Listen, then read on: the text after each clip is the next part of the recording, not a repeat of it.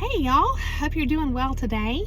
So I actually picked up this really unique book at a thrift shop, and it's the essays of Ralph Waldo Emerson, and it's incredible. It's one of those things where, sometimes when I'm reading old books, and I say old because this type of language, just the way an idea or a theory is expressed seems to be very abstract and poetic and everything in older literature or older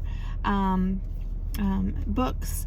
And so it's one of those things where you're reading it and it's like, and as part of trying to interpret the meaning, to extract, like, what's the point here? It's kind of like, I have this, and maybe you can relate, I have this desire to try and take this, like, what feels like a grandiose, to use a narcissistic term, right? A term that's related to narcissism. It's like trying to take this grandiose, extravagant wording and whittle it down and put it into just bullet points or something that's way just more straightforward, like for myself, as part of just the the takeaway process, like the comprehension process, like what's the point here. And what I'm finding when I do this, because initially when I'm reading some of this stuff, it sort of feels unnecessary, the way this kind of stuff is described. It's like, really? Could you not just, be more grounded and, logical in your description of your thoughts? But as I'm trying to almost, it's like performing alchemy, it feels like, like change, such a huge change and shift that as I'm going through this process, I realize that if I do that, and another driving factor is just wanting to share this content with you all, right? Because I always put myself in your shoes, like the viewer, and I think, how would I want this content explained to me? Wouldn't I want it simplified? It's like, yeah, I would. That's great. But the problem I'm running into when I'm trying to do this is there's so much left out.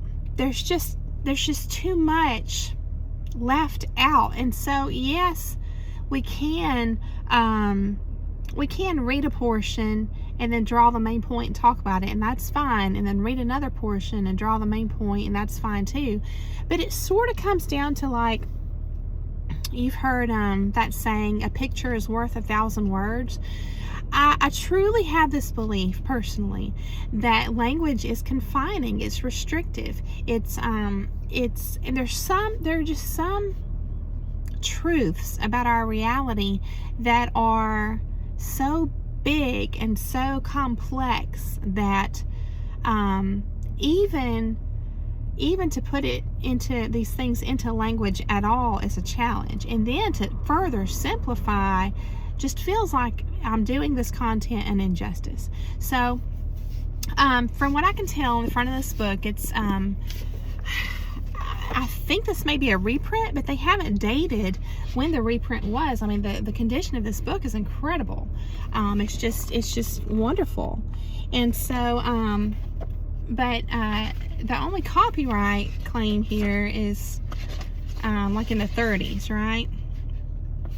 And I'm not going to be reading the whole thing anyway, so I just wanted to take little bits and pieces and share with y'all. So I think that's what I want to do. And I've been kind of just picking through, reading here and there, and I've got a message that's forming from this is the way it normally happens for me. It's really cool. It feels like magical, you know what I mean? Like it's like a numinous experience, creating these videos for y'all, which is really fun. But it's like I have all these various points and things that seem to come together and form a message. And so today's message is going to be related to the difference in someone who has an empathetic nature versus someone who does not. And I certainly don't have all the answers. If you're new to my channel, then let me go ahead and share. I share this like pretty much in every video, and it's really true. I'm just a truth seeker. I'm certainly not claiming to be an expert. I just enjoy learning and growing and getting, as far as presenting material to you all on my channel, it's about getting the wheels turning for you. It's never to try and push my beliefs on you or to try to pass off certain certainties and absolutes as truths that you need to just adopt. It's like, if I can get the wheels turning for you, and then that gets you motivated and excited to go and learn yourself because you're self-motivated, then I've done my job, and that's a great thing. So I just hope that today you enjoy the content I'm going to share with you all, and I hope that I am successful in getting those wheels turning. So let's dive in. Okay, so sometimes I need a little bit more space in my Jeep office. Okay, the first thing we're going to do is read a little bit out of the chapter on what he calls the oversoul. So just a heads up, this is going to be very wordy and rich, you might say, and so very poetic like, and we're just going to read through a little bit and then we're going to talk about it. Okay, so let's go ahead and do that. All right, so this is if you have this book, it's going to be on page 106. All right, the oversoul. There is a difference between one and another hour of life in their authority and subsequent effect. Our faith comes in moments. Our vice is habitual. Yet there is a depth in those brief moments which constrains us to ascribe more reality to them than to all other experiences. I want to relate this to what we were talking about recently about zooming in and how that feels like the end all be all until you zoom out and then you get perspective, and how important that is. I just thought that was interesting. It's funny because when you start down this path of just wanting to learn and grow after psychological abuse, narcissistic abuse, it's like when you're connecting dots, it's kind of like they can all just come in together like a flood. You know what I mean? Just like in ways and in numbers that you never expected. So really interesting to me. All right. Our faith comes in moments. Our vice is habitual. Yet there is a depth in those brief moments which constrains us to ascribe more reality to them than to all other experiences. For this reason, the argument which is always forthcoming to silence those who conceive extraordinary hopes of man, namely the appeal to experience, is forever invalid and vain. We give up the past to the objector, and yet we hope. He must explain this hope. We grant that human life is mean, but how did we find out that it was mean? What is the ground of this uneasiness of ours, of this old discontent? What is the universal sense of want and ignorance, but the fine innuendo by which the soul makes its enormous claim? Why do men feel that the natural history of man has never been written, but he is always leaving behind what you have said of him, and it becomes old and books of metaphysics worthless? The philosophy of 6,000 years has not searched the chambers and magazines of the soul. In its experiments, there has always remained, in the last analysis, a residuum it could not resolve. Man is a stream whose source is hidden.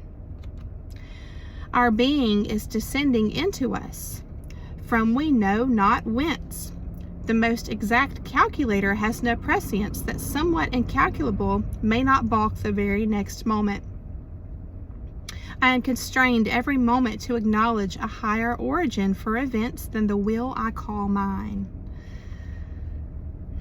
As with events, so is it with thoughts. When I watch that flowing river, again, there's the theme of the river that we've talked about before, which out of regions I see not, pours for a season its streams into me. I see that I am a pensioner. Pensioner. I think I'm saying that right. Not a cause, but a surprised spectator of this ethereal water, that I desire and look up and put myself in the attitude of reception. But from some alien energy the visions come. the supreme critic on the errors of the past and the present, and the only prophet of that which must be is that great nature in which we rest as the earth lies in the soft arms of the atmosphere. That unity, that oversoul, within which every man's particular being is contained and made one with all other, that common heart, of which all sincere conversation is the worship. Sincere conversation, right? Truth. To which all right action is submission, that overpowering reality which confutes our tricks and talents and constrains everyone to pass for what he is and to speak from his character and not from his tongue. Yes, because actions speak louder than words, right?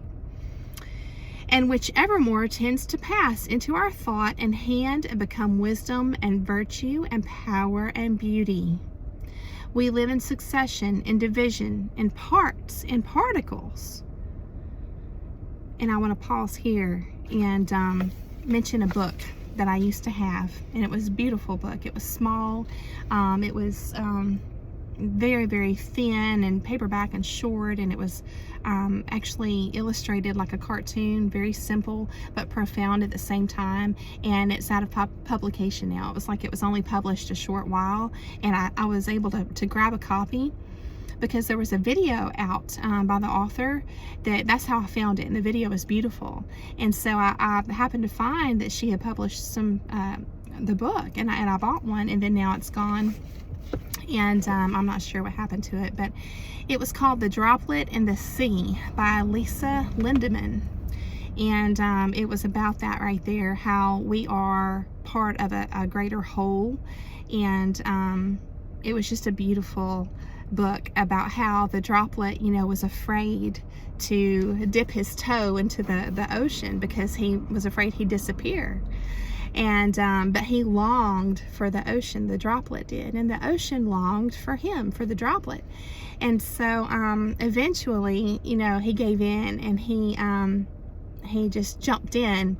And it was really cute because I remember she said bloop, he just jumped right in the ocean and realized that he was the ocean. It was all one and together, and it was just beautiful. It was just a beautiful story. And so I'm just reminded of that and reading this right here. Right? We live in succession, in division, in parts, in particles. Meantime, within man is the soul of the whole, the wise silence, the universal beauty, to which every part and particle is equally related, the eternal one. And I'm reminded through the Christian lens of, how it says we are all part of the body of Christ, right? So there, again, there's the theme of unity. Okay, which is very important to exercise empathy, like true empathy, to have that as a character trait. It's just part of your being. And there's those that have it and that are empathetic, and those who aren't. And so I think that all this is very closely related to that, to having that ability to truly empathize with other people and care about and not be a selfish person, because you're only going to be motivated, I can imagine, to be manipulative if you're just self-centered and feel separate from others, right? You're never going to, or I think it's very rare anyway, for a person to want to harm themselves. And so when you view yourself as part of a greater whole, then you're going to care, just like, the Bible says, to love each other as yourself. So again, there's this constant theme of unity everywhere you turn through all these different lenses. And I think that those who are unable to exercise empathy are not, they're not rooted in this paradigm of unity. They're rooted in the opposite, which is separation, right? Which again is a whole nother theme of, the war in heaven, and how there was a separation there, right? The wanting to be separate from all the rest. And so it's from the whole. So you could just take this in so many different directions, and just have fun down this huge rabbit hole and and learn more and more. And I hope that if you're encouraged, that I've given you some things to think about already. So let's continue on reading a little bit more in this section here. All right, so the last thing we said was, meantime, within man is the soul of the whole. Even though we live, right before that it says we live in division and in parts and particles, right? Meantime, within man is the soul of the whole, the wise silence, the universal beauty, to which every part and particle is equally related, the eternal one. And this deep power in which we exist, and whose beatitude is all accessible to us, is not only self-sufficing, right? That's where you get that. Healthy people have this feeling of being sufficient in themselves and in balance in that regard, you know, not a mindset of lack, of needing to, you know, suck the life force out of someone else to just feel okay and stable, right? It's a self-sustaining kind of thing, right? Okay, and it says it's accessible to us, right? This deep power in which we exist, it's accessible to us. And it's not only self-sufficing and perfect in every hour, but the act of seeing and the thing seen, the seer and the spectacle, the subject and the object are one. This reminds me of some of the concepts out there by Eckhart Tolle, you know. It's really interesting how you can be the observer, not only of others, and the external, but you know, of yourself. And a lot of times when you do that self-reflection, it's when you gain your most growth, right? Your most aha moments and insights. Okay, so we see the world piece by piece as the sun, the moon, the animal, the tree, but the whole of which these are the shining parts is the soul. So I could go on and on reading, but I want to go ahead and pause there, and we can talk about that. So that's the part on what Emerson calls the oversoul. Okay, and now it's interesting because, just to expand on that a little bit, what is required to truly operate from that position, that paradigm of being part of a whole? Well, submission is required. Humility is required, to be part of something bigger, right? To lay down the ego. And a narcissist is not going to do that, because their whole point, their whole driving factor in life is to look down on others, and they're only going to do that because they're separating and elevating themselves, right, from everyone else. It's a very isolated type position. Okay, and even when they don't seem isolated, even when they're engaged with another person in a friendship or relationship, it's if they're being fully open and honest about who they are with this other person, it's got to be another person that's in the same boat with them, right? And it's not even a true and real connection. It's just one of, you know, using one another. And it's just extremely unhealthy, right? To say the least. So if you know, and we can always use this theme of unity as an identifier when we're out there operating in the world, just logically, you know what I mean? In our day-to-day life, we can just kind of have this concept of unity in our mind and look for patterns of behavior that indicate a person operating with or through in alignment with a paradigm of separateness. Okay, and look, I can resonate with this a little bit after you come out of psychological abuse, and that's normal to want to be alone, because you got to get your footing, your balance again, because your mind has been messed with. So don't please don't apply self-judgment here and self-condemnation. Just understand that that's normal to get back in balance and to get your footing again and to learn to trust yourself again. I'm talking about people who do this, you know, it's just a way of life and for manipulative and bad purposes and intentions. Okay,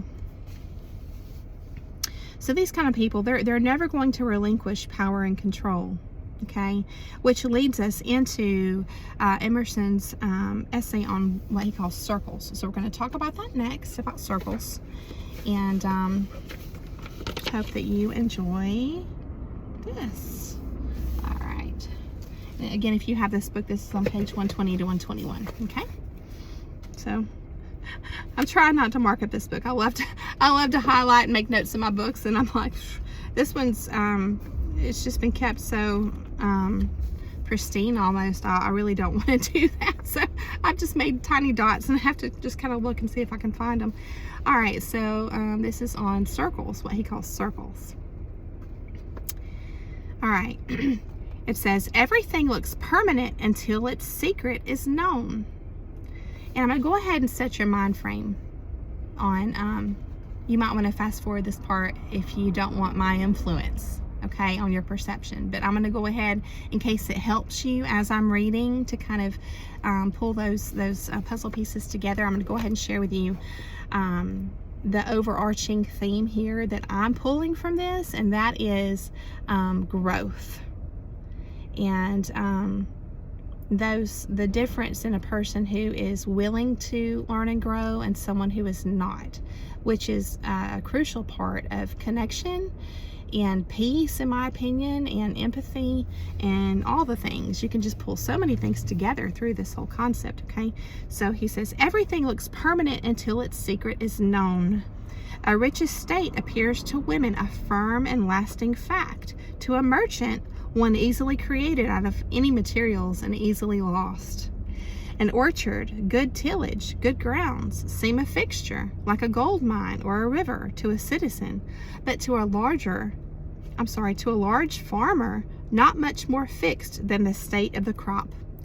Nature looks provokingly stable and secular, but it has a cause like all the rest, and when once I comprehend that, will these fields stretch so immovably wide, these leaves hang so individually considerable. Permanence is a word of degrees. Everything is medial. Moons are no more bounds to spiritual power than bat balls. The key to every man is his thought. Sturdy and defying though he look, he has a helm which he obeys, which is the idea after which all his facts are classified. He can only be reformed by showing him a new idea which commands his own. The life of man is a self-evolving circle, which, from a ring imperceptibly small, rushes on all sides outwards to new and larger circles, and that without end.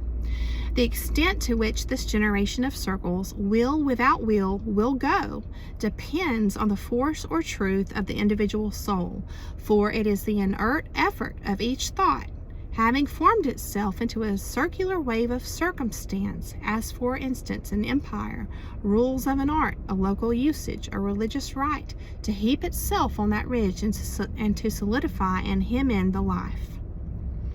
Are you I'm going to pause here for a minute so we can absorb. I'm going to share with you kind of what I'm getting. In other words, we are only limited by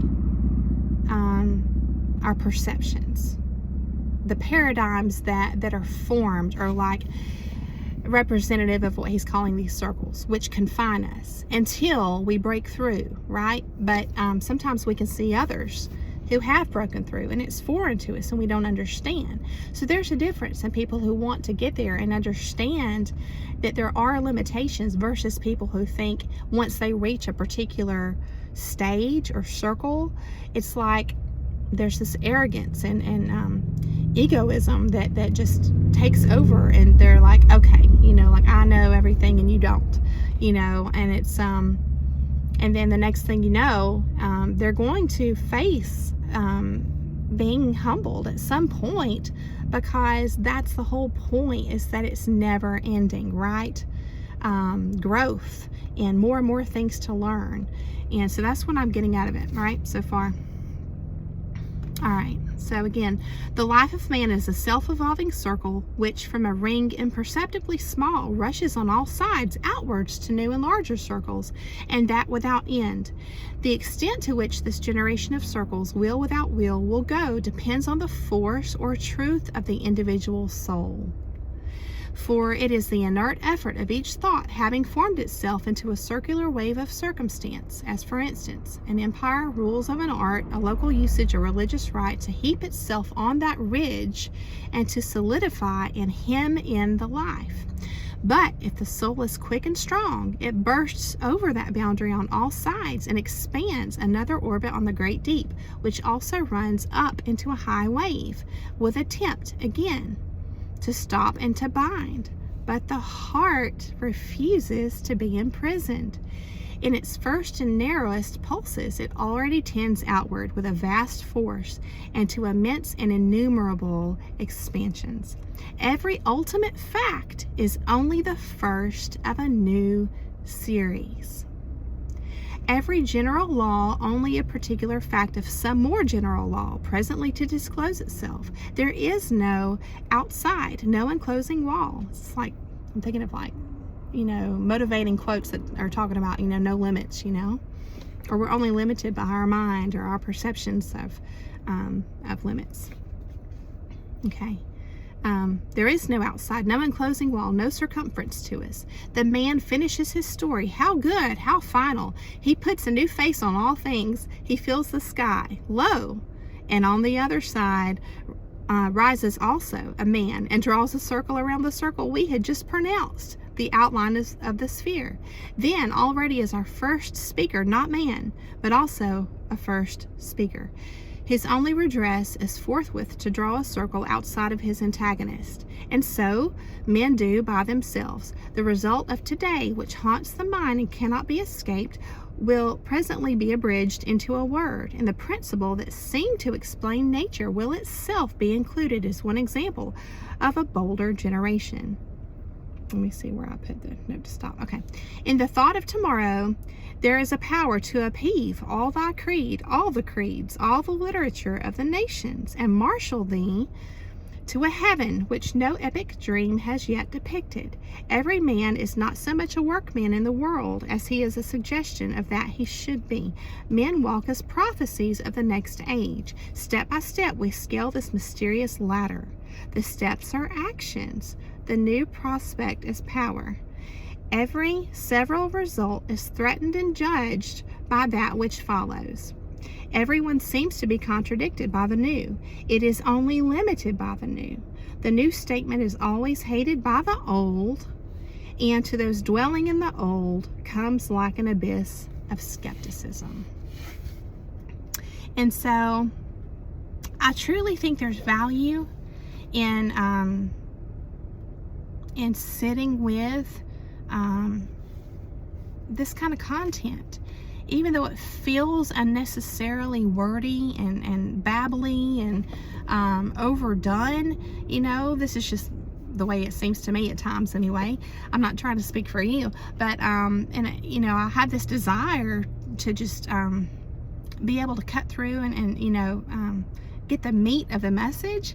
But the truth is, this is what makes this so such a delicious hobby, to read through this kind of stuff, is that when you're willing to be patient and sit with it, it's like working on, this is how I feel, this is my perception, it's like it's working on this other level of our consciousness, and it's putting or pulling these puzzle pieces together, and then at some point there's going to be aha moments to pop up for us. And so I'm going to go ahead and share with you my thoughts on this. All right, so taking a look at my notes here, okay.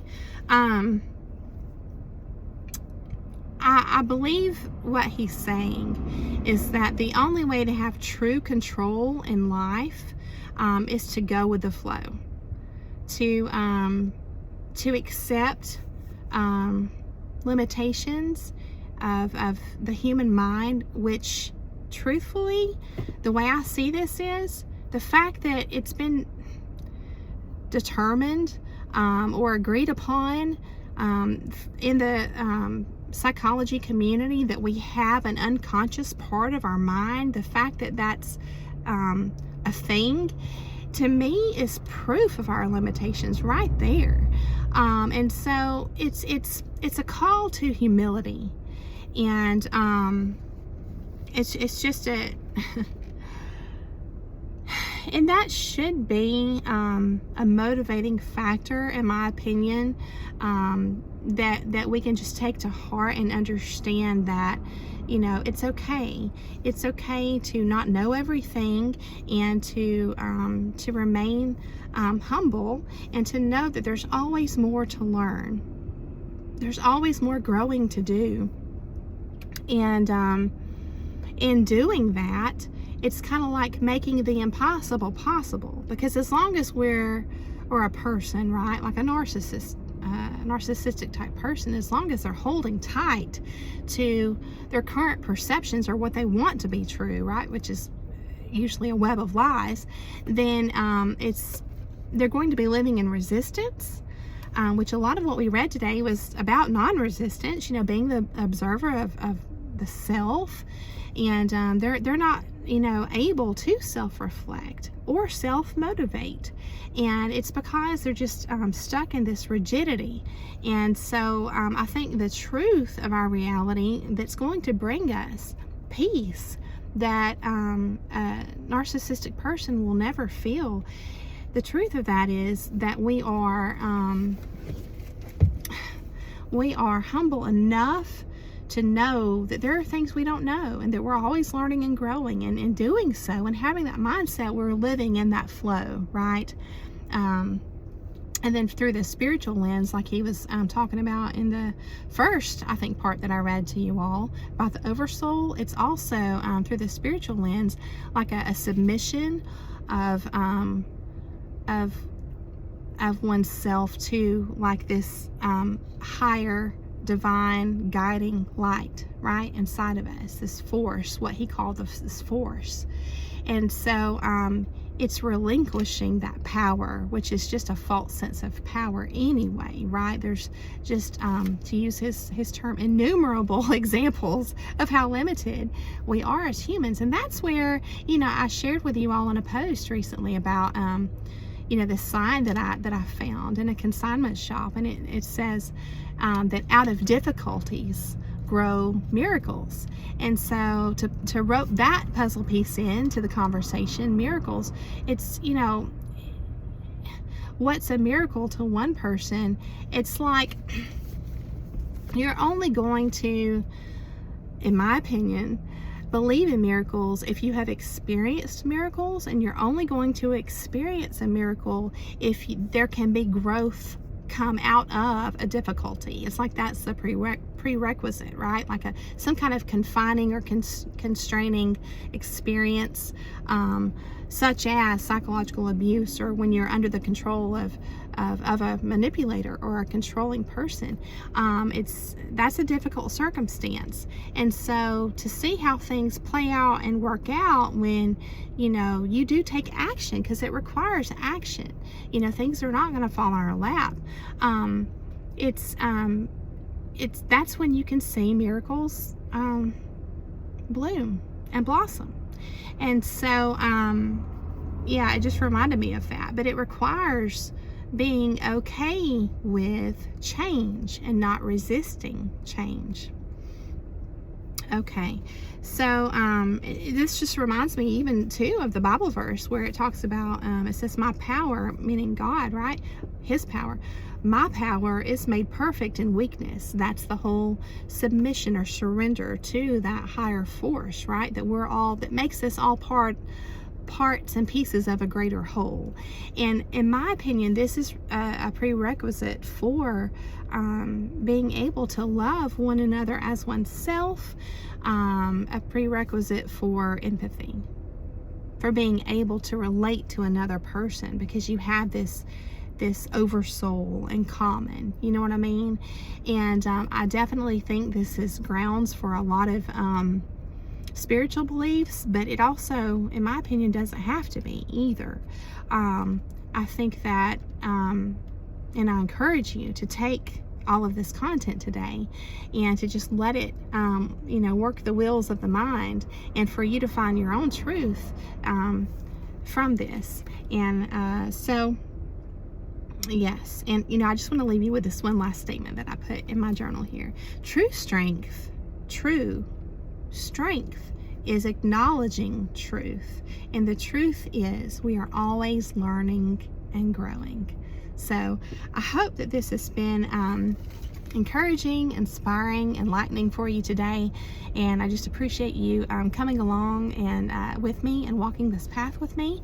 And I just thank you all, and I hope that you have a beautiful day. And I'll see you again very soon.